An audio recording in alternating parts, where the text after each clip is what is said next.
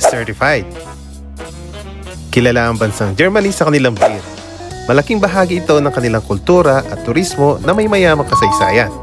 Sa katunayan, may Oktoberfest kung kanilang tawagin at mas lalo mo pang may-enjoy kung sasamahan mo pa ng kanilang pinagmamalaking currywurst, isang sikat na German sausage. Try natin yung sausage from Germany, flavored ng curry.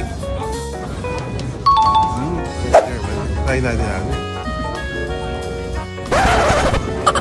Tourist attraction din ang wall painting na ito. At ang nakakamanghang memorial site place.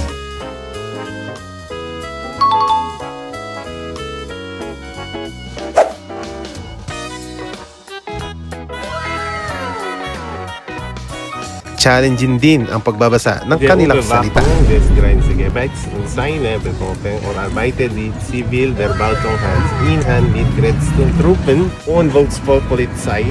Sumakay sa mga kakaibang uri ng kanilang transportasyon.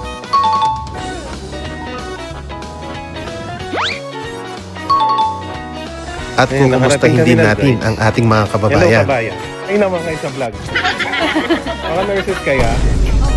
Ano kami, Northern Westphalen. Congrats. Makikita naman yung kailan mo siya Kasama ang temperatur Walang pamilya na yung tsura niya. sa videong ito. Tara, ibutin natin ang Berlin, Germany. Let's go!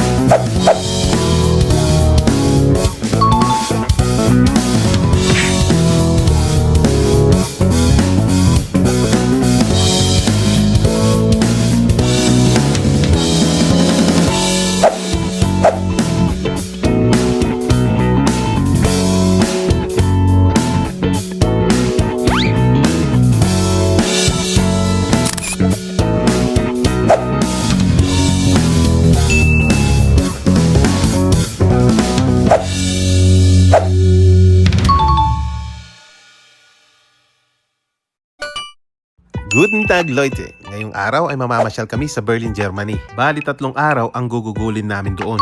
Ihahatid ngayon kami ni Janjan papunta sa airport. Mga hand carry lang ang mga dinala namin. Hindi na kami nag-abil ng luggage para hindi kami madelay. Fast forward, nasa tapat na kami ng bahay ni na Ate Grace. Annual leave ko ngayon kaya nasa France ako. Siyempre hindi tayo papayag na sa France lang ang papasyalan. Napakahirap kaya kumuha ng Schengen visa. Nagdala kayong payong? Nagdala kayong payong? Hindi kayo may... Hindi, putang lumasyal kayo. Problema minahal niya rin bukas. Kanina kayo po payong yung kar. Nakaka-touch naman ang concern ni Janjan. Di ko alam kung matutuwa ako sa kanya. Parang pinagdarasal na uulan yata, teteng. At dahil sa sobrang lalaki ng mga angkan namin, tignan nyo naman parang di na ako'y magkasya sa sasakyan. Baka secure mabuti ang tortang baboy na teteng po may balugsi. Praise God, nagkasya kami lahat. Tawag lang humingaan eh. Iba pa rin talaga ang Filipino rule na 4 hours before your flight nandun ka na sa airport. Dahil minsan, expect the unexpected. Along the way na traffic na nga kami. Hindi mo talaga maiiwasan ng mga ganitong circumstances. Kaya kapag flight mo, agahan mo talaga. Bumaba na nga kami dyan at pinili na lang namin mag-train. Kasi ilang oras na lang ay flight na namin. By the way, kung bago ka pa lang sa aking TV channel, pa-subscribe at follow na rin. Dahil dito, ako na ang bahala sa budget-friendly travel tips ninyo. Just hold, sit back and relax. Ipapakita ko at ipapasyal ko kayo sa ganda ng mundo. Pagkatapos nga namin mag-train, nandito na kami sa St. Charles. Bumili kami ng ticket sa bus at ito ang sasakyan namin papunta sa airport.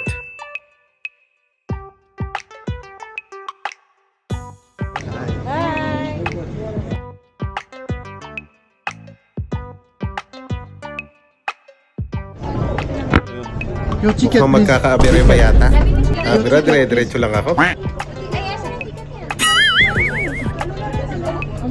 Wait. Ako, 1 kilometro. Wala po kilometro. Alit ang dahas. Porke bisita lang ako, lagi na lang nilang nakakalimutan na wala pala akong ticket.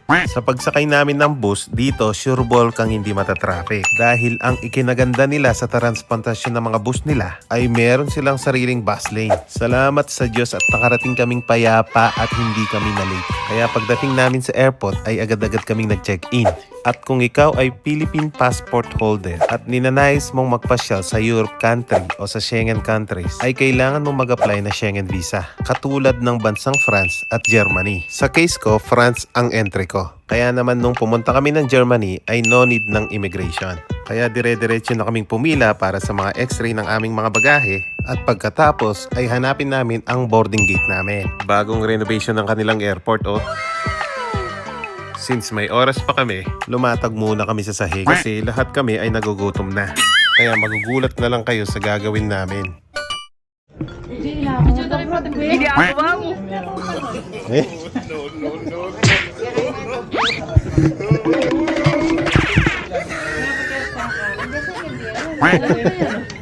Dapat bos ka kayo biya punska, baka biya sa kayo. Biya ka, sulikan. Loko social na ho. Ito yung pamipilo. Tara na. Ito yung kutsara.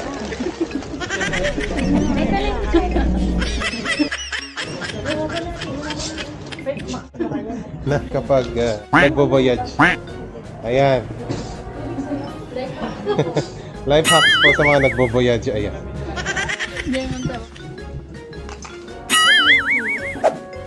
Hihintay kami ng gate opening para sa flight namin. Ito yung life hack sa airport, makatipid sa travel. May bago kaming tortang itlog. Ayan. Ayan. Hindi kami rin mag-voyage papunta Germany. Umula ba? Oh. Tawang-tawa yung babae natin.